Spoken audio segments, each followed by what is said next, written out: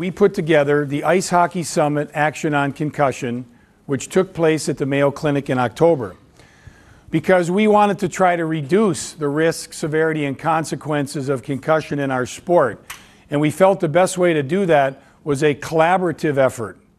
We not only need the doctors, but we need coaches, sports psychologists, scientists, engineers, officials, and manufacturing, the equipment manufacturers, community partners, administrators.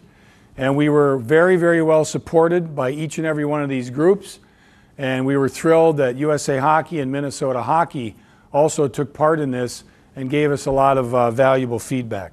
What I'm going to do this morning is briefly share with you some of the highlights of the summit, and then I'm going to try to apply those to today, what we need to do in Minnesota and United States hockey.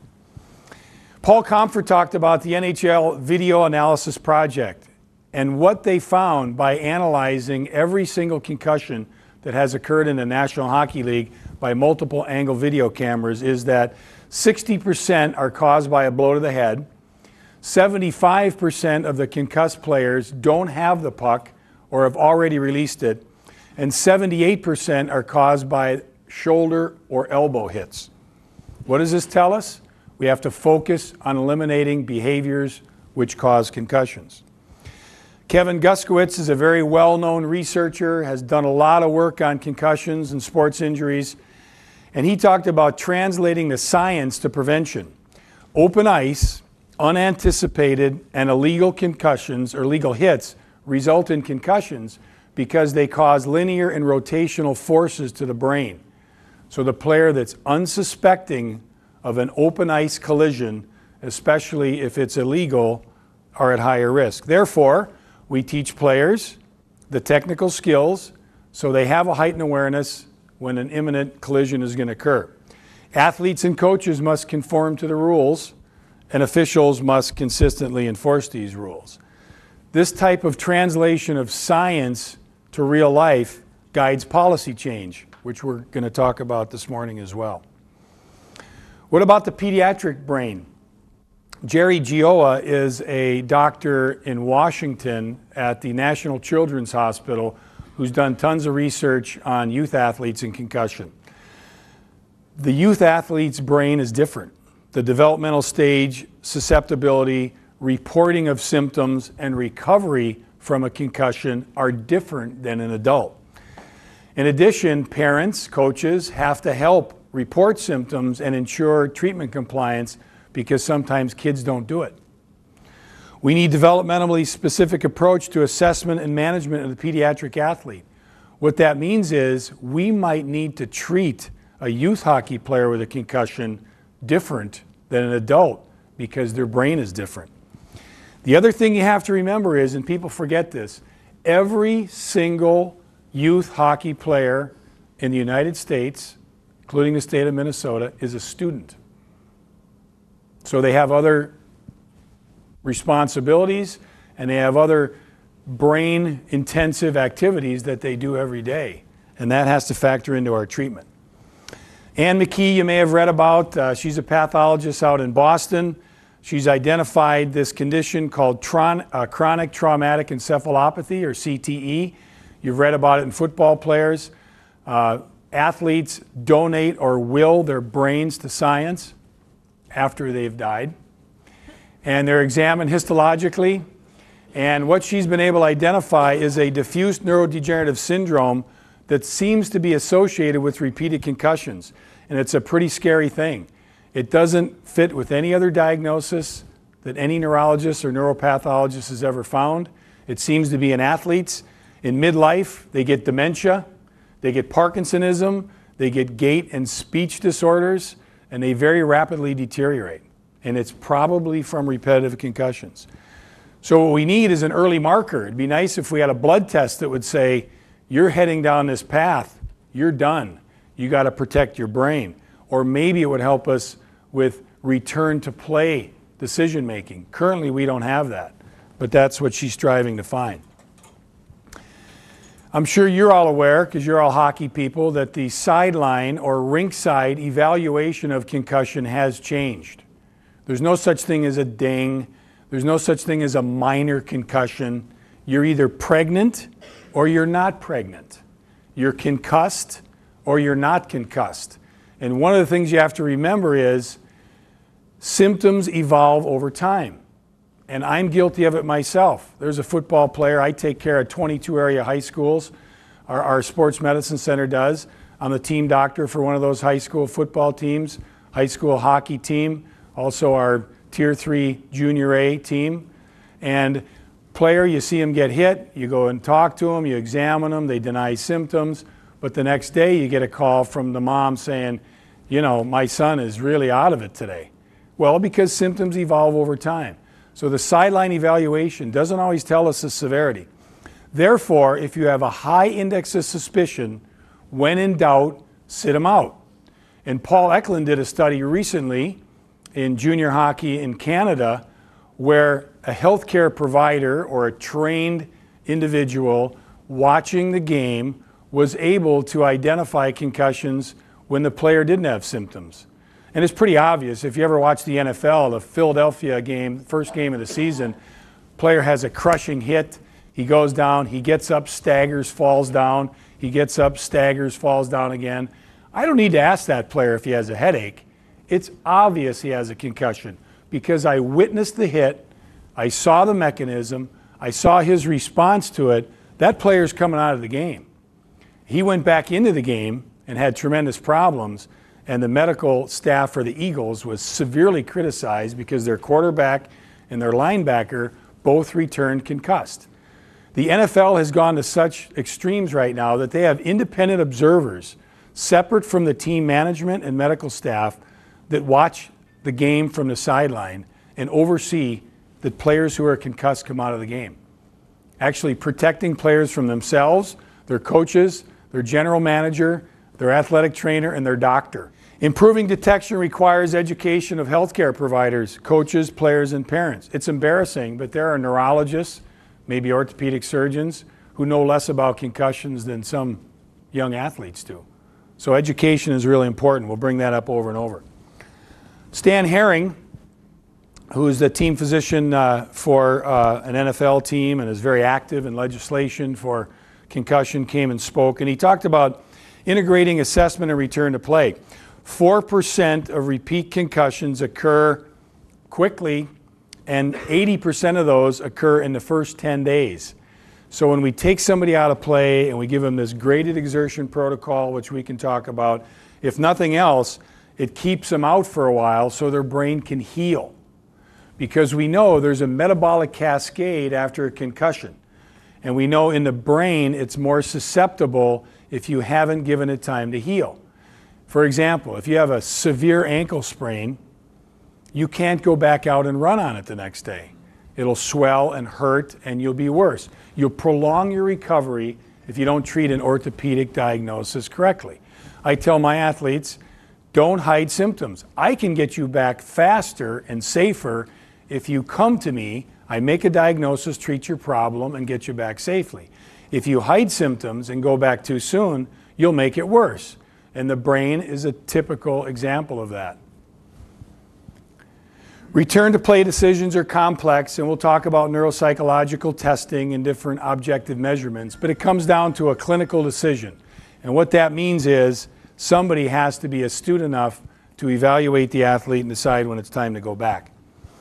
You hear a lot about the different neuropsychological tests, paper and pen, computer tests, which look at concentration, memory, recall, reaction time, word association. The National Football League and the National Hockey League performs baseline neuropsychological testing on every player before the season, and they have to pass that test if they have a concussion before they can return to play.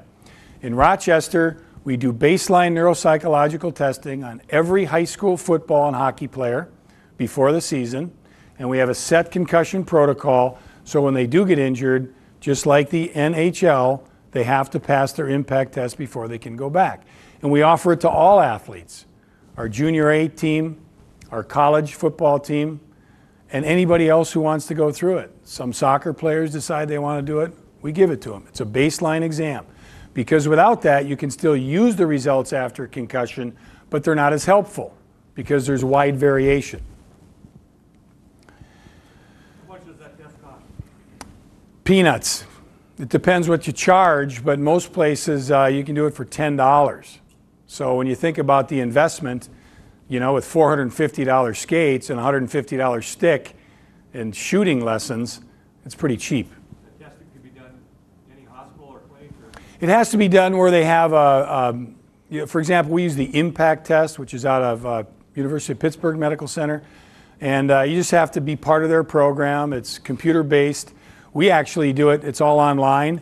So we go to the high schools, and we have them in their computer room, and they can do them quick, or some teams come into our sports medicine center. But it's very, very simple to do. So the bottom line is athletes and students must be rested both cognitively and physically, and that's an important point. You know, what we used to do years ago was, okay, you have a concussion, you can't play tomorrow. Well, not only can you not play tomorrow, you can't go to school, you can't text message, you can't play video games, you can't even watch TV, you can't read, you can't go to the game to watch your teammates. Justin Morneau could not sit in the dugout for months because he got symptoms. Because when he was at Target Field, he was charged up, he wanted to play, he was analyzing things, his brain was working. If you look at the metabolic demands of the brain in a hockey game, they're just as high trying to do an algebra exam in the 8th grade. So when an athlete is concussed, and it's a youth athlete, you have to rest their brain both physically and cognitively. And that's critically important for everybody to understand. Hockey helmets. Is that the answer? Probably not, although there's some exciting new technology and research. We had some experts, Dave Halstead and Pat Bishop, rather outspoken engineers who stood up and said, the hockey helmet's doing exactly what it was designed to do. Prevent a skull fracture, an epidural and a subdural hematoma, or a subarachnoid hemorrhage. It has currently little or no value in preventing a concussion. Football helmets are better. They obviously don't prevent concussions either, but they might reduce the risk. And there's new technologies being developed in Sweden, totally different than any helmet you've ever seen, but they're not ready for prime time. Facial protection. Are you at increased risk of a concussion if you wear a full face mask? No. There is absolutely no evidence to show that. The only evidence out there from a scientific standpoint is if you wear a face mask, the severity of concussion actually is less than if you wear a visor. So face masks aren't the culprit. Helmets simply cannot prevent the diffuse axonal injury that's secondary to angular or rotational acceleration of the brain. And let's face it, boxing. The objective of boxing is to cause a concussion. That's why it's not a sanctioned sport by the American Medical Association. What you're trying to do is inflict a traumatic brain injury on your opponent. You're trying to knock them out. And you hear about the glass jaw. What is a glass jaw? Well, it's a blow to the jaw. The head spins. The brain turns inside the head, coup and counter coup. It goes one way, snaps back the other way, and these axons, these nerve fibers, there's a shearing force, they're stretched. You're either concussed or unconscious. So you can get hit in the shoulder and have a whiplash effect, but most of the hits are to the head, which we'll talk about. What about ice surfaces? Well, it's been clearly shown that the bigger the ice surface, the less the dangerous collisions. Therefore, there's decreased injury in player-to-player contacts on an Olympic-sized rink. Mouth guards, you read about them all the time. They're very helpful. I like mouth guards. I think every player should be wearing a custom-fit mouth guard if they can, because it protects their teeth and their gums. It doesn't eliminate the risk of facial injury if you're not wearing a face mask, but it can reduce the severity. One of the worst facial injuries I've ever seen was a player wearing a visor and a custom-made mouth guard by the dentist, and I was a team doctor at the World Juniors in Halifax, and he got hit right in the mouth with a puck from 10 feet away. There's no mouthpiece going to prevent injury. His upper lip was torn completely off, and he lost all 4 of his front teeth with the mouth guard in place. So they're helpful, but they're not an answer. They're certainly not an answer to concussion. And there's all these newer models that are coming out, and they're touting that they prevent concussions. Hey, I'm all for it, but let's study it. Let's prove that they truly make a difference. I think there is some merit to it, but they're not the only answer. We need well-designed clinical trials to truly demonstrate any benefits. Now, you should be very proud in the state of Minnesota about the hockey education program because it's received some recent notoriety and it's well-deserved. It's a behavioral modification program with outcome data. It's a scientific program, and it's designed to improve skill, improve coaching, and improve safety. There's also a program in Canada called Play It Cool, which is a web-based program for coaches. There's injury awareness, skill development, coaching excellence, and prevention strategies. It makes sense that these should be implemented more broadly across USA and Canada, and that was one of the conclusions of the Ice Hockey Summit. And we need to get busy here because I think we can make a difference. Minnesota is currently looked at as a leader nationally and internationally, even in Canada, with this program. Checking versus non-checking leagues. Something I've been involved in for years. I was on the USA Hockey Body Checking Task Force in 1993. And at that point, one of my conclusions as a member of that committee was, don't change our game. I'm a huge fan of body checking. I love it. I love the physical aspect of the game. I think it's important. I played college football. I like tackling and blocking. I don't want to take that out of football. It's part of the game. However, I'm going to tell you this morning, I've changed my mind a little bit because we now have scientific evidence, sound epidemiology of injury research to show that there's a 3 times increased risk of injury, severe injury, concussion, and severe concussion in Pee Wee leagues that allow checking compared to those that don't. And that's based on Carolyn Emery's study published in the Journal of the American Medical Association last June. Very expensive study done in Quebec and Alberta. There are some flaws like any research, but this is a top quality study and very, very clear results. The other thing is the intensity, not the rate of physical contacts is greater. And this is something I can't prove, but I believe in it. Because I go to a lot of games.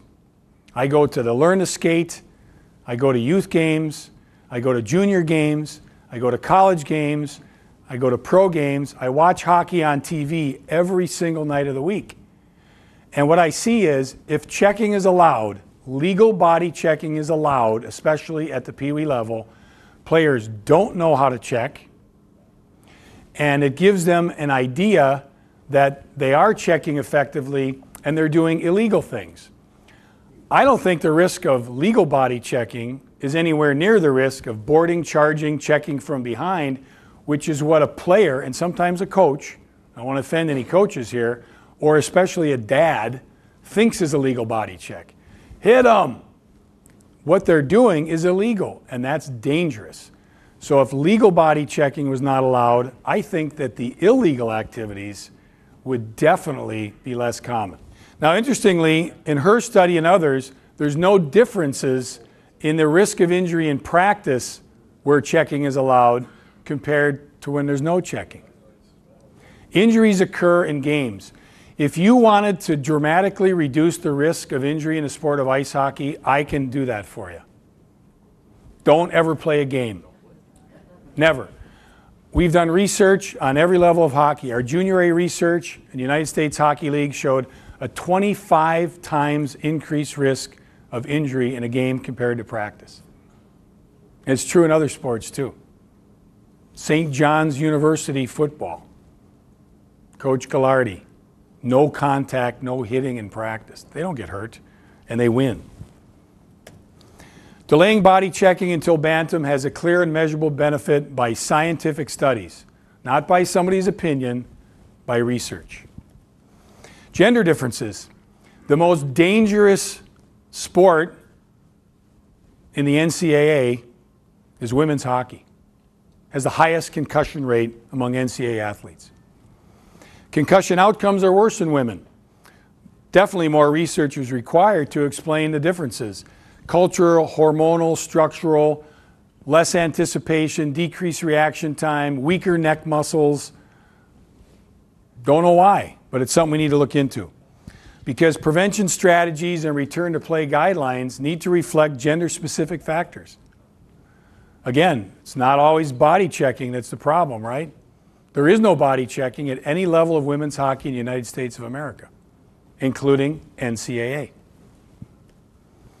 Jim Johnson, who you may be familiar with, longtime NHL player, 12 years, came and spoke at our summit. This is a quote. "I am the guy blinded by flashing lights who went to school to pick up my daughter and returned home without her." Then he knew something was wrong. There wasn't the same awareness back when Jim was playing. He called me, came to the Mayo Clinic, we evaluated him, never played again. Jim says we need to educate coaches and players. It can't be overestimated. Coaches, athletic trainers should set standards, expectations, and guidelines with players and parents at the beginning of the season, right from the get-go. Here's what happens when your kid is injured. This is what a concussion is. This is what happens when he gets concussed. Everybody understands. When in doubt, sit him out. Follow up the next day by a healthcare provider. Return to play according to the established guidelines, and that's the way it goes. He also promoted an educational video from USA Hockey, which would be a powerful tool so we could all learn more. Kerry Fraser, very, very entertaining guy. This guy's a long-time NHL ref, just retired last spring. Stanley Cup Finals referee, incredible guy. If you saw him, you'd recognize him. He had the perfect flowing hair before they wore any helmets. And he said we need to educate officials. Rules must be black and white. The standard of enforcement must be uniform and consistent, and a penalty must provide a disincentive, aversive conditioning. That's life. We have to make the penalty fit the crime so that it's not repeated. Abuse of officials must stop. Some of the worst abuse of officials is at the youth level, which is kind of silly when you think about it. It robs officials of confidence, results in self-doubt, and a no call in the next game. What he meant by that is, and he gave us some great examples of, he made a call in the Stanley Cup Finals, and he made the right call, but then the powers that be the next day looked at the videotape and rescinded it. So the match penalty now became just a misconduct. The player was allowed to play. What he was saying was that robs the official of their autonomy, respect, and authority. The other officials in the league say, well, I'm not going to make that call because then I'm going to be publicly ridiculed. You know, I was wrong. They reversed my decision. And it's just the house of cards collapses. So, moving right along, the summit allowed us to come up with prioritized action items. We met in 6 different groups, the entire audience, came back to the big group and listed these action items, and we prioritized them. And I won't bore you with them, but they have to do with databases and metrics, which is research, equipment in arenas, better helmets, mouthpieces, energy absorbing boards, etc. Education and prevention to everybody. Healthcare providers, coaches, officials, athletes, parents. Diagnosis and management, what I do. How do we better diagnose? How do we manage? How do we determine return to play? And then rule recommendations, which is what I'm going to focus on in this last 5 minutes. And then communication, and we've done a good job with that. We had like 10 articles already in the New York Times. We had 600 and some media hits from the summit, and it's just taken off from there. What should USA Hockey, or why don't we say Minnesota Hockey, do based upon what we know in 2011? Well, first of all, we need mandatory concussion education for coaches, parents, and athletes, period. If your child is going to play the sport of ice hockey, it's your responsibility to understand the risks and understand how to recognize symptoms and signs of concussion and what to do about it. If you're a youth hockey coach, you owe it to yourself and your athletes to understand. Why is it mandatory? Because you can put videos on websites and PowerPoints on websites. It doesn't happen. Technology now is simple. You can go on the NFS, the National Federation of High Schools, NFHS, and take a coaching concussion exam. It's simple.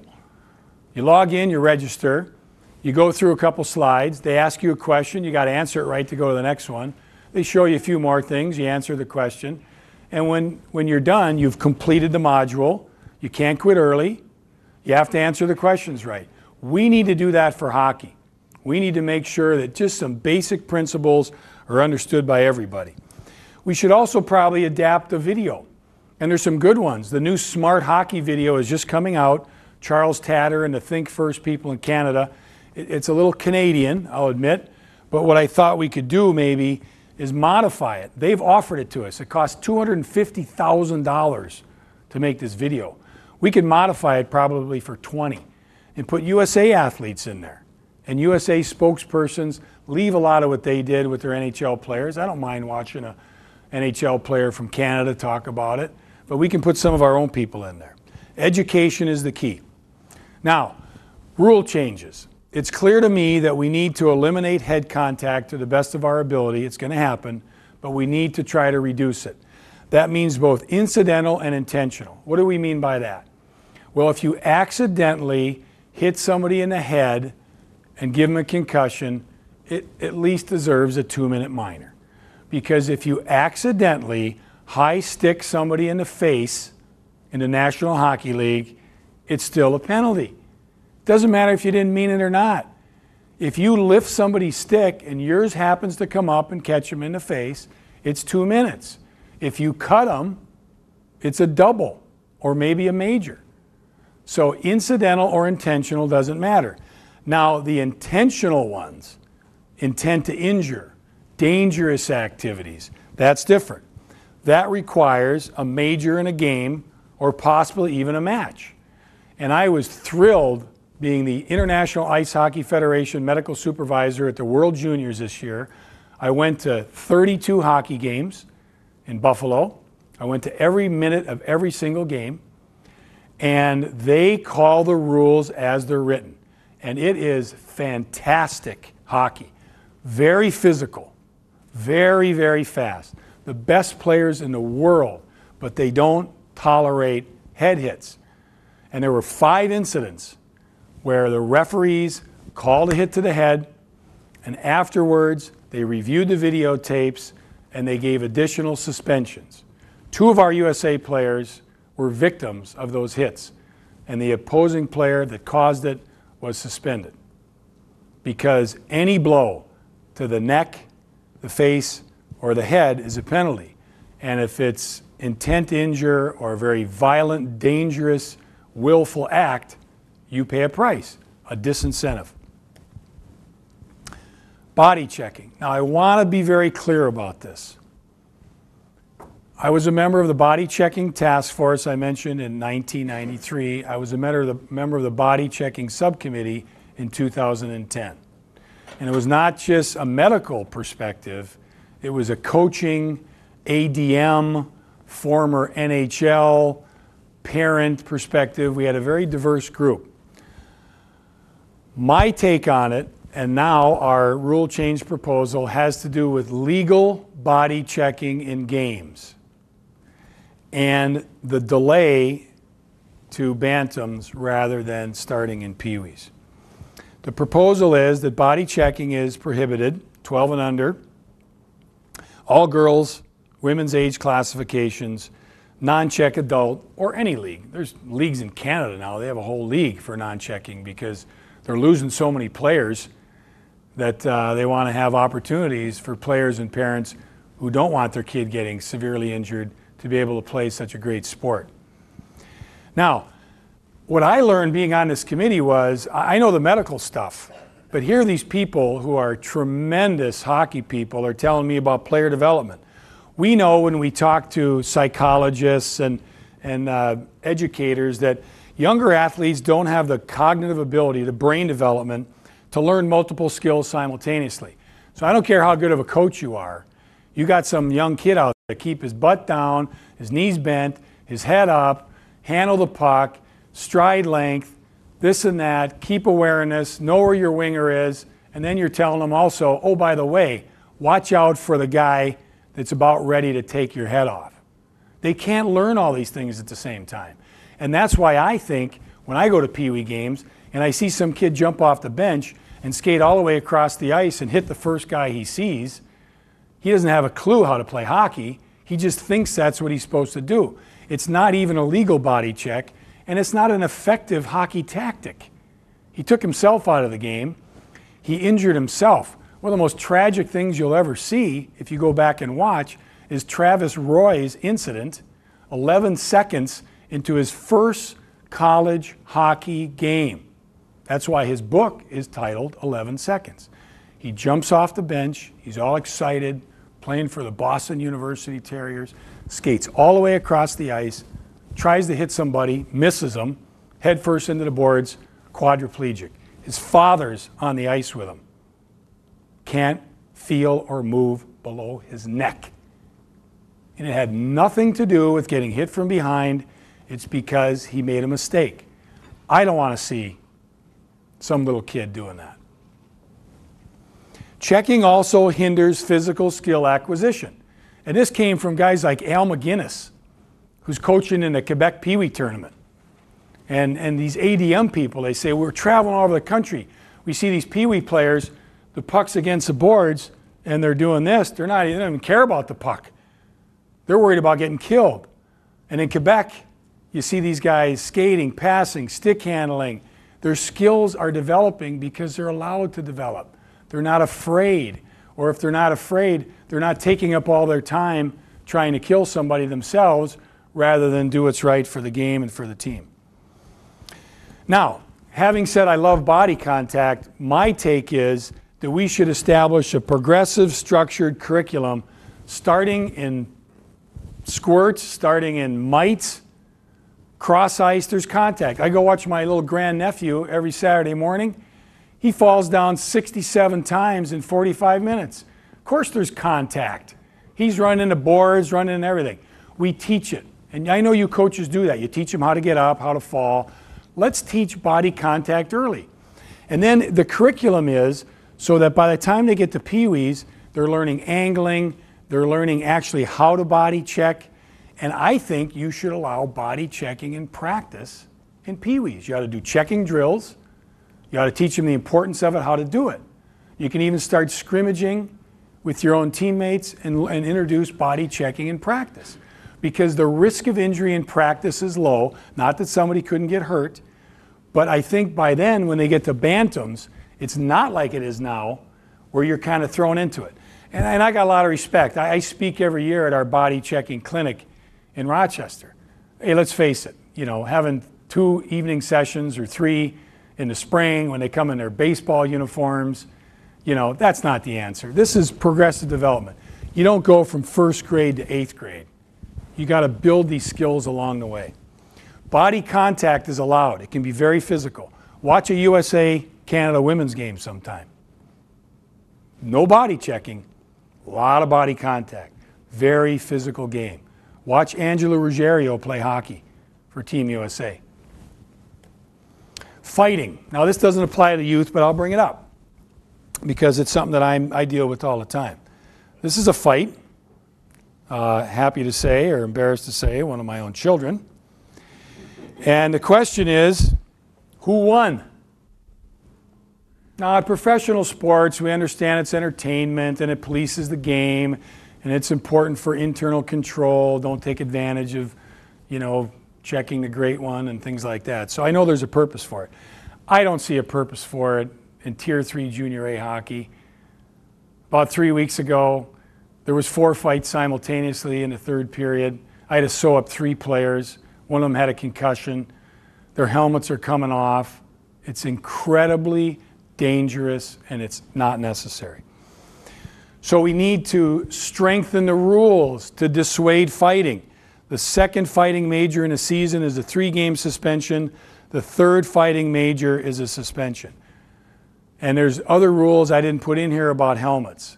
You can't take your helmet or your opponent's helmet off on purpose or by accident prior to or during an altercation on the ice. Why? Because somebody's going to die. It's only a matter of time. Poor scorekeeper in Utah this year came off the scorekeeper's bench to help get the Zamboni moved because it broke down, slipped and cracked his head on the ice. People die when they hit their head on the ice. 4 fights, Tier 3 Junior A players with their helmets off, wrestling each other. They don't know how to fight. They don't know why they're fighting. they're not very good at it. It's not right. It's dangerous. It has to stop. So, together, if we work with this foundation that we put together at the summit, we can grow the sport and reduce the risk of concussions. And we are publishing this data in multiple medical journals. We're going to publish it in every other coaching and player and parent and official venue that we can. We're going to get the word out. We have subcommittees now that are meeting by conference call to take these initiatives forward. It's not about just talking about the information. We have to do something. And again, I want to thank Minnesota Hockey for all they've done for myself and for my family. My oldest son is now retired from professional hockey. He's playing in the NHL alumni game tonight. He played in the Pond Hockey Championships last weekend. He still loves the sport, still teaches hockey. My other two boys are still playing professional ice hockey. Our daughter has since retired but still does skate on occasion. She was captain of Boston College's women's team. Hockey's given us so much. And you know what I think we need to do is give something back.